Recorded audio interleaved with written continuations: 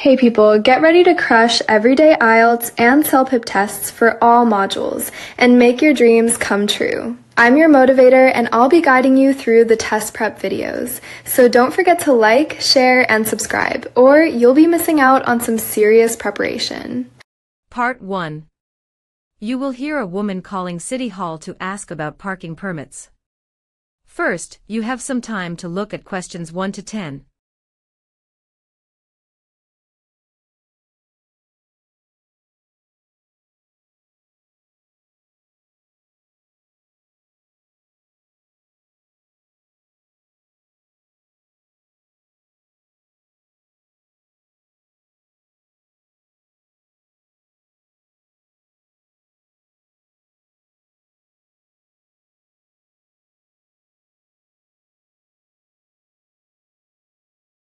Now listen carefully and answer questions 1 to 10.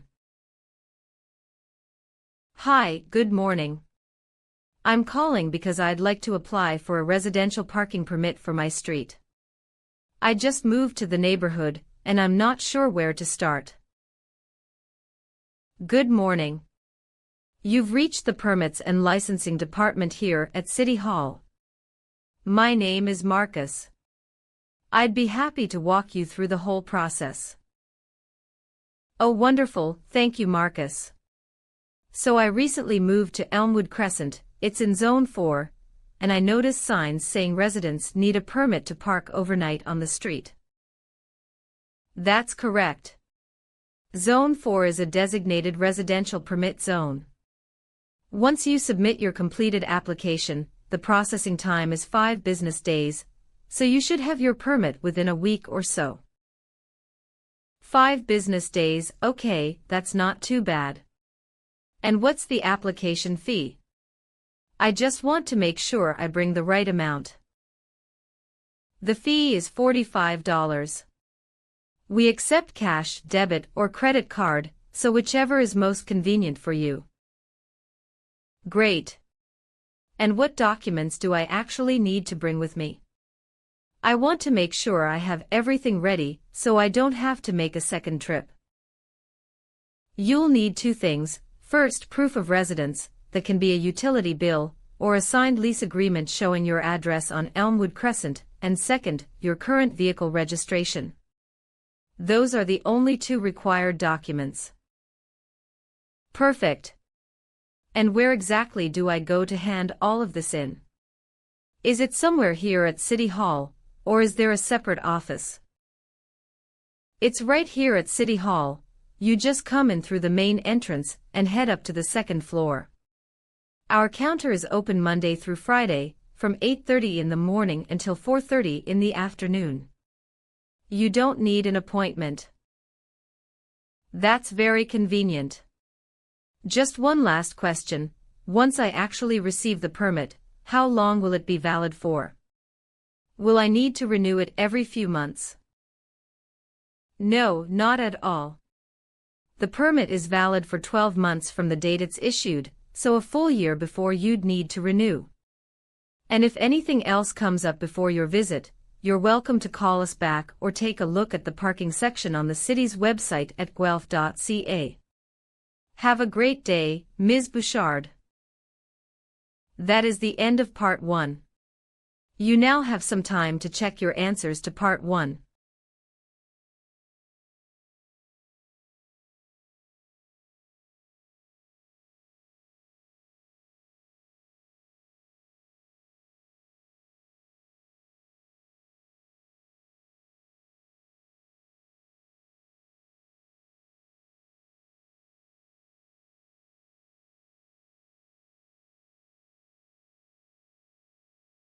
Part 2. You will hear a corporate announcement about a company expanding operations in Canada. First, you have some time to look at questions 11 to 20.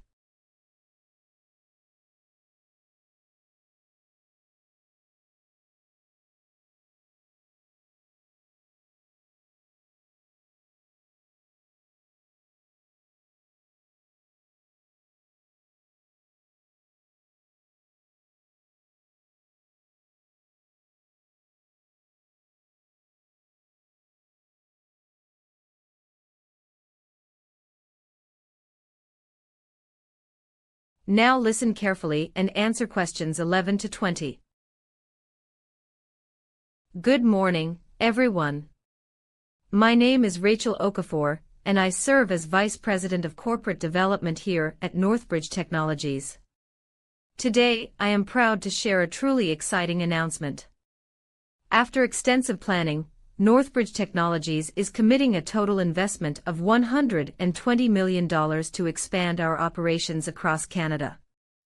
Our primary new facility will function as our Canadian headquarters, and it will be located in Calgary, Alberta, a city whose innovation ecosystem aligns perfectly with our work in clean energy technology. This expansion is projected to create approximately 350 new, full-time jobs in the region. We are also delighted to confirm a formal research and development partnership with the University of Waterloo, whose world-class engineering programs will strengthen our innovation pipeline significantly. Currently, our sole Canadian presence is our existing office in Vancouver, but following this expansion, Northbridge will be operating in 4 Canadian provinces. We expect the Calgary facility to begin full operations in spring 2027. A key enabler of this growth is the support we have received through federal tax incentives under Canada's Green Investment Act. We are grateful for that partnership with the federal government and look forward to building a cleaner, stronger Canada together. Thank you. That is the end of Part 2. You now have some time to check your answers to Part 2.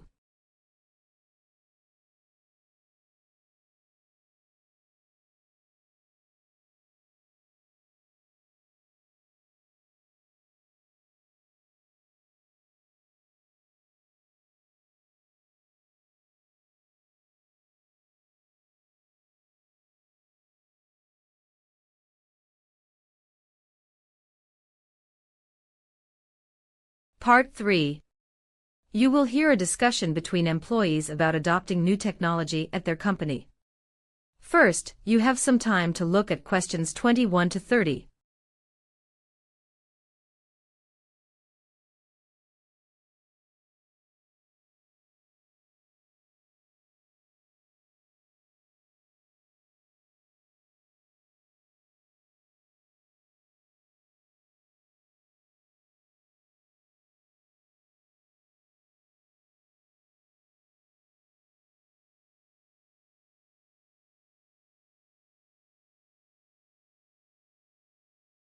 Now listen carefully and answer questions 21 to 30.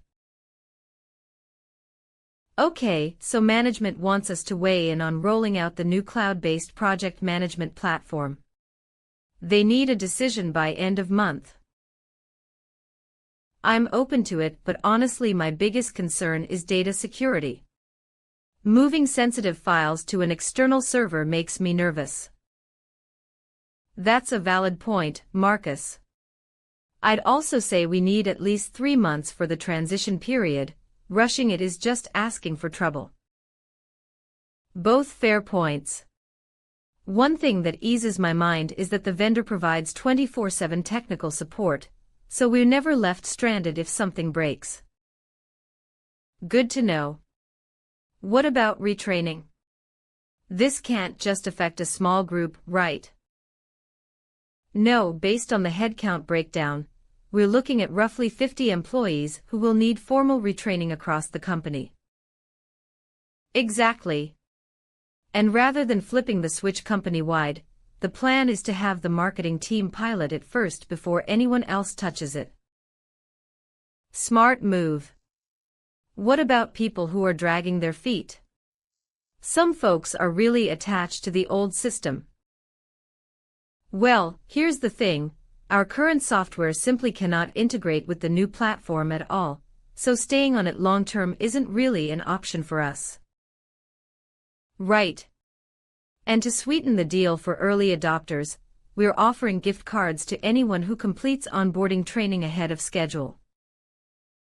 I like that incentive. So when exactly is the rollout scheduled to begin? Has a date been locked in? We're targeting September. That gives us enough runway to finalize contracts, set up the pilot with marketing, and properly prepare the broader team. September is doable. My suggestion for the next step would be to schedule a demo with the vendor so everyone can actually see the platform running live. Agreed, a live demo will go a long way toward easing people's worries. Once they see it in action, I think most of the hesitation will disappear. Perfect. I'll reach out to the vendor this week and get something on the calendar for the whole group.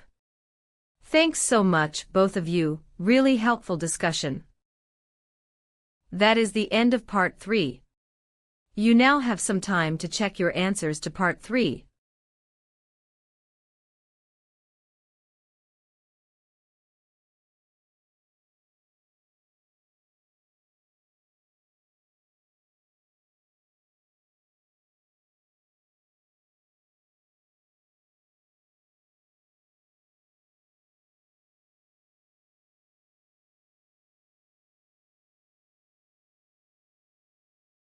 Part 4.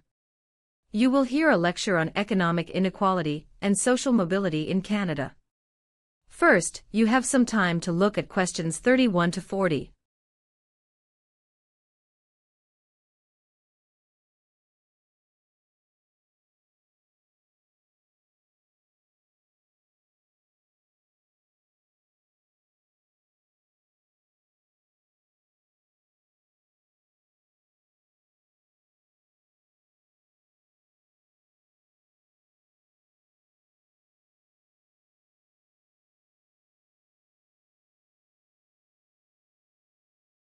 Now listen carefully and answer questions 31 to 40.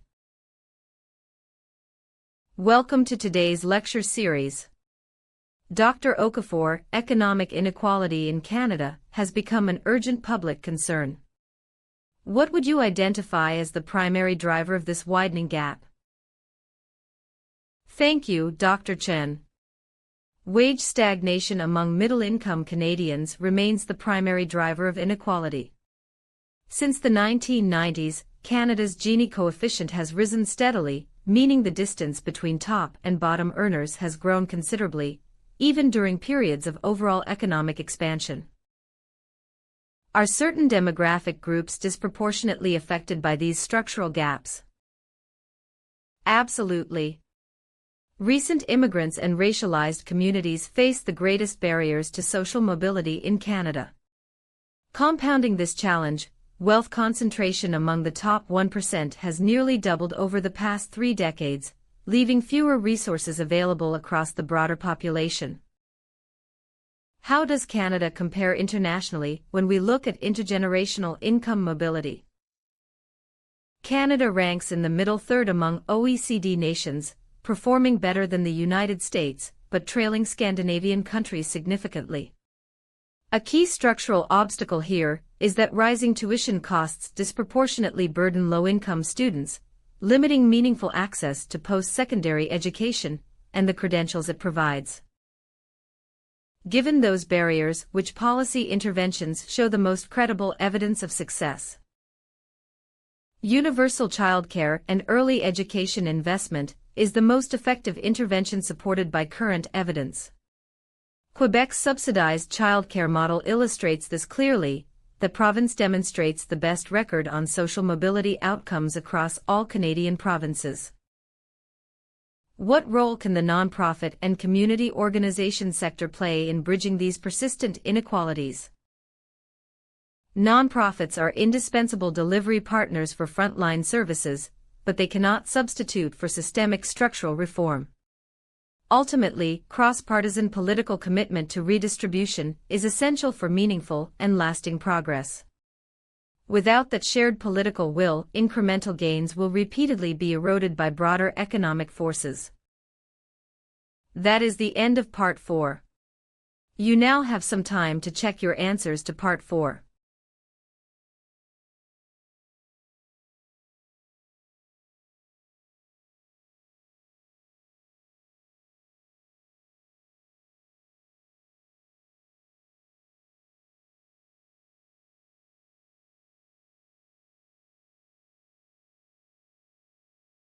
That is the end of the CELPIP listening test.